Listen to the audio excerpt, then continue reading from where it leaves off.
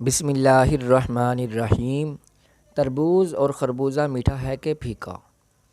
گرمیوں کا آغاز چل رہا ہے اور تربوز آج کل عام دستیاب پھل ہے جو پیاس کی شدت کو ختم کر دیتا ہے، مگر ایک تربوز کو خریدنا کسی رسکی سرمایہ کاری سے کم نہیں، کیونکہ عام طور پر بہت بڑے ہوتے ہیں اور اگر پھل فروش کاٹ کر نہ دکھائے تو جاننا لگ بھگ ناممکن ہوتا ہے کہ اندر پھل کیسا ہوگا۔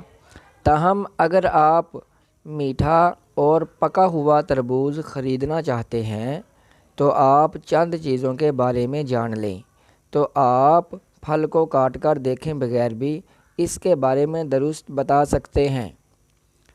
کسی تربوز کے پکے ہوئے اور کھانے کے قابل ہونے کی سب سے بڑی نشانی اس پہ موجود ایک نشان یا دبا ہوتا ہے۔ ہر اچھے تربوز میں ایک زرد پیلے رنگ کا دبا چھال پر موجود ہوتا ہے، جس سے عندیہ ملتا ہے کہ یہ پکا ہوا اور میٹھا ہے۔ تاہم اگر یہ نشان زردی مائل، سبز یا سفید ہو تو اس کا مطلب ہے کہ یہ تربوز کھانے کے لیے ابھی پکا نہیں۔ اچھے تربوز کی ایک اور نشانی اس کا وزن ہوتی ہے۔ اگر آپ تربوز کو اٹھائیں اور وہ بہت وزنی محسوس ہو، یعنی دیکھنے کے مقابلے میں زیادہ بھاری محسوس ہو، تو سمجھ لیں کہ آپ نے درست پھل کو چن لیا ہے۔ تربوز جتنا وزنی ہوگا اتنا ہی زیادہ اچھا ہونے کا امکان ہے۔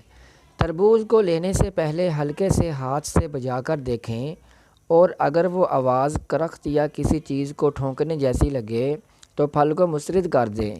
تاہم اگر یہ آواز ایسی ہو جیسے تاروں کو چھیڑا گیا ہو تو اس میں چن لیں۔